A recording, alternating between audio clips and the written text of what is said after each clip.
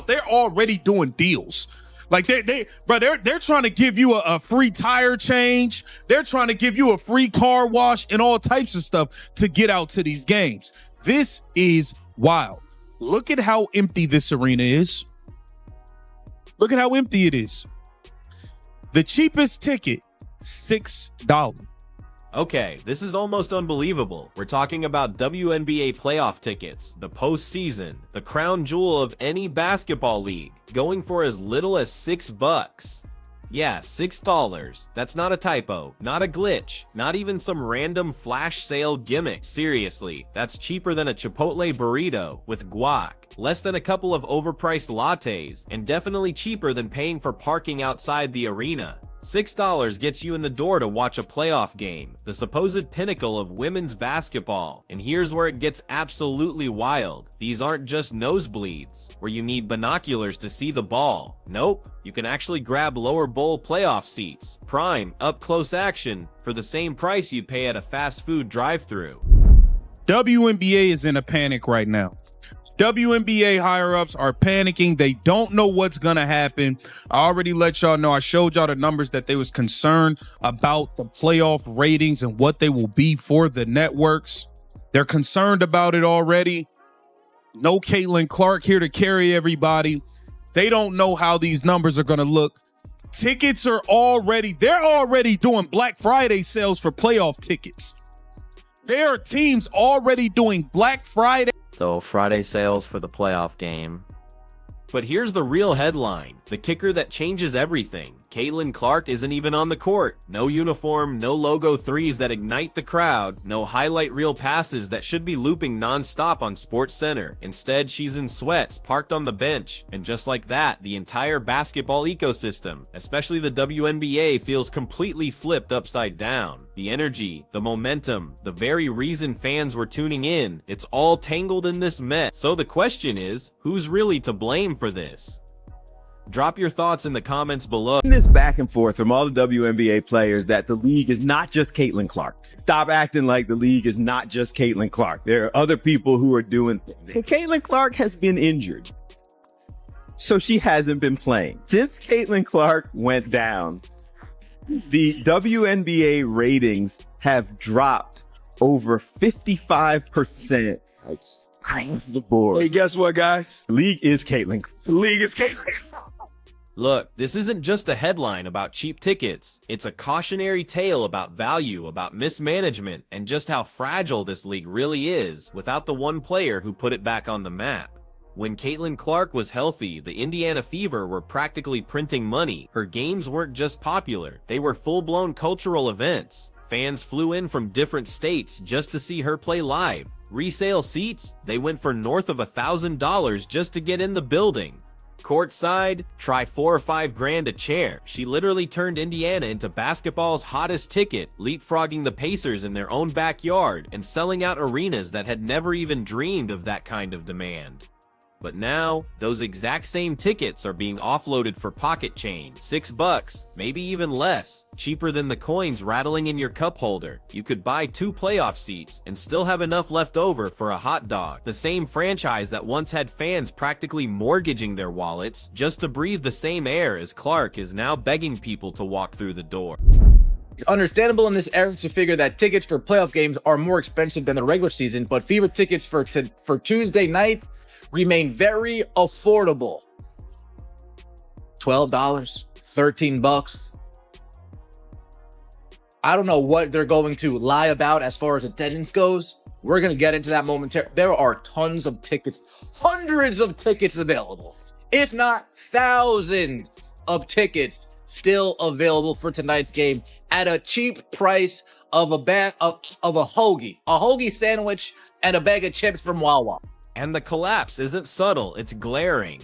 This is playoff basketball, the stage that's supposed to be the absolute peak of demand. Yet courtside seats, the very spots once reserved for celebrities and die-hard high rollers, are now selling for $200. Yeah, $200. That's the kind of money you'd expect for a high school state championship, not the WNBA postseason. The contrast is staggering, almost laughable. Just weeks ago, Indiana was the hottest ticket in all of basketball. Now they can't even move seats without practically giving them away. WNBA is in a frenzy right now. The cash cow is not available to play.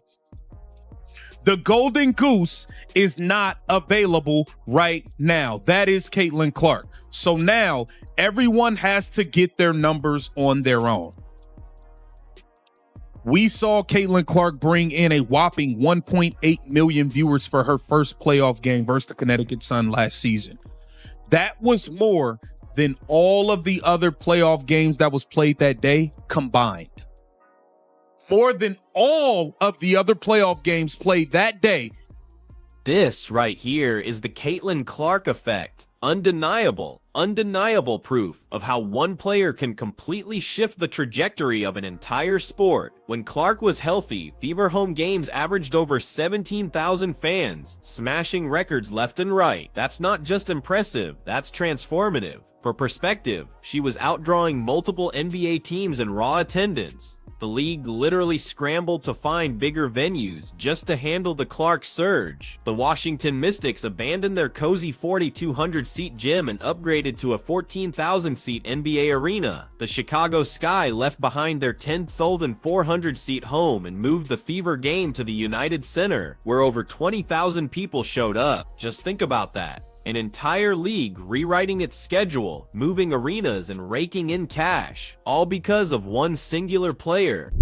Last year, the cheapest ticket available to see the Indiana Fever at the Connecticut Sun in the first round of the 2024 WNBA playoffs, $133. Let's just say it's not near that expensive this year. It's not. So right there, Indiana Fever just had Caitlin Clark cut a WWE promo. But then came the gut punch. On September 4th, Clark announced she'd miss the rest of the season with a groin injury. And just like that, the energy vanished. It was as if someone flipped a switch and shut off the lights on Indiana's season. Their September 16th playoff game, the Fever's first home postseason appearance since 2016, should have been a moment of celebration, a crowning achievement for the franchise. Instead, it became a harsh, undeniable reminder of just how dangerously dependent they are on one player to carry the weight of an entire team, and maybe even the league itself. You can get courtside seats, $200. It is $200 to go sit courtside. Second row courtside behind the basket is $200. 1 to 3 tickets. It is $200 to sit courtside this game. This is in fact the cheapest. It is cheaper to go to this Fever game. This is the cheapest it's been to get into the Fever all year. Why? Why is it the cheapest? Fans who once camped outside arenas just to catch Clark's pregame warm-ups are now scrolling past 6-6 playoff tickets like they're expired coupons. What should have been a packed, electric postseason atmosphere turned into a half-empty arena echoing with nothing but what-ifs. The message couldn't be clearer. Without Clark, the magic simply evaporates, and it's not just ticket sales taking the hit. Her absence sends shockwaves through every corner of the WNBA. TV ratings, merchandise sales, national media coverage. All of it plunges the moment she's gone. When Clark sat out 5 games earlier this season, viewership didn't just dip, it collapsed. The league lost more than half its audience overnight. Games that normally drew over 1 million viewers suddenly struggled to crack 350,000. That's not just a decline, that's a free fall. The last time the Indiana Fever posted a video of Caitlin Clark talking was almost a month ago. But they know who they need to post when it's time to sell tickets. Damn. Putting CC front and center only when it's time to sell tickets. Oh boy. Oh boy. And we're talking about the tickets, folks. Don't hate the player, hit the game. I'm just a lonely messenger. That's it. Look at these ticket prices. Oh Lord, oh Lord, oh Lord. Look at these ticket prices. $13, $12, $55 for section 100, $27, $147 for section 5, $55 for section 19, $330 for courtside seats. Even the All-Star Game, the WNBA's supposed crown jewel of the summer, took a massive hit. Clark was set to captain a team, headline the festivities, and turn the weekend into must-watch television. Instead, she was sidelined with injury, and viewership cratered by a whopping 36%. It's like buying tickets to a concert expecting Beyonce, only to find out she canceled. Sure, the backup acts might be great, but let's be real, you're not staying. That's the WNBA without Caitlin Clark. And here's where it gets even more sobering for Indiana. Their entire identity is wrapped around her. The offense runs through her. The marketing campaigns revolve around her. She's the reason ESPN pushes Fever games into primetime. Without her, the pitch becomes get excited for Kelsey Mitchell's 20-point night, Aaliyah Boston's steady paint dominance, or Lexi Hull's hustle plays. Those are elite players who absolutely deserve respect, but the market has already spoken, and right now it's speaking in the brutal language of 6 tickets and empty seats. I don't think all of us were expecting the entire viewership of the entire WNBA to be down. And this tweet from Christine Brennan really stuck out to me. She said one player gets injured and more than half the TV audience for the entire league disappears. Has any other athlete ever had that kind of impact on a sport? Golf without Tiger definitely dropped precipitously on occasion, but not like this. This news is alarming for the league, and it's alarming for the league because this is such a crucial. This isn't just Indiana's problem, it's a league-wide reckoning. For years, the WNBA has begged for mainstream relevance. They've tried rebrands, catchy slogans, endless "the future is now" campaigns. None of it worked until Caitlin Clark walked through the door. She was their lightning in a bottle, their once-in-a-generation chance to break through. But instead of protecting her, instead of cherishing what she brought, they left her exposed to cheap shots, bruising defenses, and inconsistent refereeing until her body finally gave out. Now they're paying the price.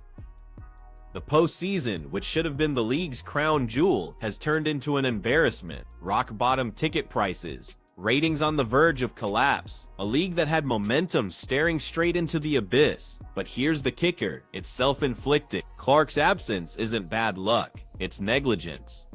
The WNBA had their golden goose, and they treated her like just another bird. The cost of that mistake is plastered in bold across every ticket site, 6-6 playoff seat. Teams already doing Black Friday sales for playoff tickets. There are some teams, the league is afraid that there are some teams' games where you could get into the playoff game for $6. That is how low some of these ratings might be and how low some of these ticket prices might be. Let's zoom out for a moment, because this entire mess exposes something the WNBA has never wanted to say out loud. They need Caitlin Clark more than they've ever needed any player in their history. This isn't LeBron James leaving Cleveland and watching the Cavaliers sink back into irrelevance. No, this is even more dire. This is the realization that your entire business model, your surge of momentum, and your very identity as a league rests squarely on the shoulders of a 23-year-old point guard who was left unprotected until her body finally broke down. And the numbers don't lie. In 2024, the WNBA experienced growth it had never seen before, and almost all of it traced directly back to Clark.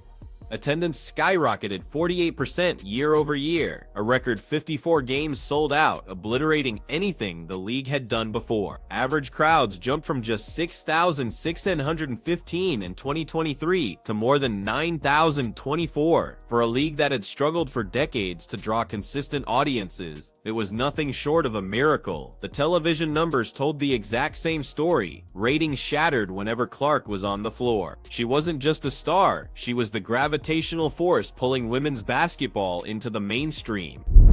Clark was first. You know what would have also put asses in seats? Indiana Fever clearing Caitlin Clark to play the game of basketball. That would have done it. I promise you. I promise you that would have done it. Again, I believe we deserve to know who ordered the code red. It's a lot different if it is Caitlin Clark and her people believe that, and her medical team believe that she could not play. If it was Stephanie White in the Indiana Fever, I believe that changes everything, as far as I'm concerned. But here's the problem. When an entire league's growth is tethered to just one player, what happens when that player can't play? The answer is starkly written in the empty rows and the $6 playoff tickets.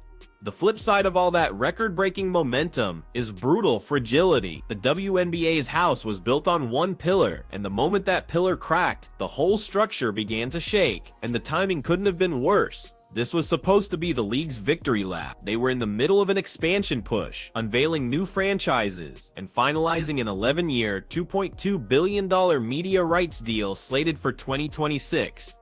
Player salaries were being renegotiated. Corporate sponsors were lining up. For the first time, the WNBA had the kind of tailwind that could finally push it into the broader cultural conversation alongside other pro leagues. Then their brightest star, the player responsible for nearly 27% of the league's entire economic engine, was sidelined right before the playoff. It's like a restaurant earning its first Michelin star, the reservations list stretching out the door only for the head chef to call in sick on opening night. That's the gut punch the WNBA just suffered. It's $9. This is the cheapest it's been to get into an Indiana Fever game all year. This is actually the cheapest it's been. Look, I still think it's going to be nearly a sellout because I'm sorry, if I lived anywhere near Indiana, 10 quid, I'd go to the game. I'd go to the game. I'd absolutely go to the game. I don't care. I'll pay $10. It's cheaper to be in the arena watching the game than it is to sit at home. Probably more expensive than it would cost to go to watch call it. Pay for one game on Fever Direct, I'd say, if that's a thing. And the fans, the very people who fueled all that growth, didn't hesitate to show where their loyalty truly lay. These weren't casual viewers, they were diehards. They traveled across the country to Indiana. They bought Clark jerseys by the truckload. They built their summers around her schedule. But when the news hit that she'd be out of the postseason, they voted with their wallets. Courtside seats for $200. Pass. General admission for $6. Maybe if nothing else is going on that night. In an instant, the foundation of the WNBA's so-called golden era was exposed. It wasn't the league as a whole driving the surge, it was Clark. And this isn't to diminish the Fever's other stars. Kelsey Mitchell dropping 20 a night is worthy of respect. Aaliyah Boston's battles in the paint deserve praise. But the market is ruthless. Fans don't buy into abstract ideals of competitive balance. They buy into greatness. And for the last 2 years, Caitlin Clark has embodied that greatness in women's basketball. Her absence didn't just hurt the Fever, it revealed how shallow the league's broader appeal really is without her. I started following the WNBA, and I'm sorry, I hate to sound cliche, but it is because of Caitlin Clark. I flew my family to Indy to catch the game opener, and it was such an amazing thing to see. We fell in love with the city. We, of course, also fell in love with the Pacers. For Indiana, the lesson cuts even deeper. The franchise built its entire identity around Clark, and frankly, they should have. She was the #1 pick. They restructured their entire system to fit her style. She wasn't just part of the puzzle, she was the puzzle. And yet, they let her grind through nagging injuries all season. Night after night, she absorbed hard fouls, dangerous off-ball hits, and referees who too often looked the other way. Every time she missed a game, attendance and viewership nosedived. That should have been the warning siren. Instead, they pushed her forward, and now they're paying the brutal price for short-sighted management. The brutal truth is that the WNBA's recent surge, while historic on paper, may not be nearly as solid as it seemed. When one player's absence sparks a collapse of this scale, 55% drops in TV ratings, 36% plunges in all-star viewership, playoff seats going for 6 is. That's not growth, that's fragility. It's momentum built on sand, and no slick press release can spin away the fact that without Clark, the foundation crumbles. It's a superstar, top to bottom. You never seen a woman shoot the ball like that, and pass the ball like that, and has that fire. Downplay it, finish it, try to kill it. You almost killed it, but thank God Caleb had this strong human being. The fact that they're trying to replace her with someone subpar talent, subpar entertainment value is ridiculous, and try to give credit to those who don't really deserve credit, and try to have players be the face who aren't really the face. One thing about the face of the league, it's not chosen by the league, it's chosen by Those empty seats aren't just a bad look, they're a screaming warning. They prove the WNBA doesn't have enough stars to keep the momentum alive. They prove without a shadow of a doubt that the league needs Caitlin Clark far, far more than Clark needs the league. Without her, playoff basketball in Indiana isn't an event, it's an afterthought. For 2 seasons, she's been the ingredient that made the WNBA feel like a real major sports league. Take her out and it all collapses. $6 playoff tickets, empty courtside rows, and a fan base that suddenly checks out. That's not a minor dip, it's an indictment. A flashing red light screaming this league put all its eggs in one basket and never built a plan B. Now the question is simple, will the WNBA and the Fever finally protect Clark like the generational star she is? Or will they keep pushing her body past its limits until everything they built falls apart for good?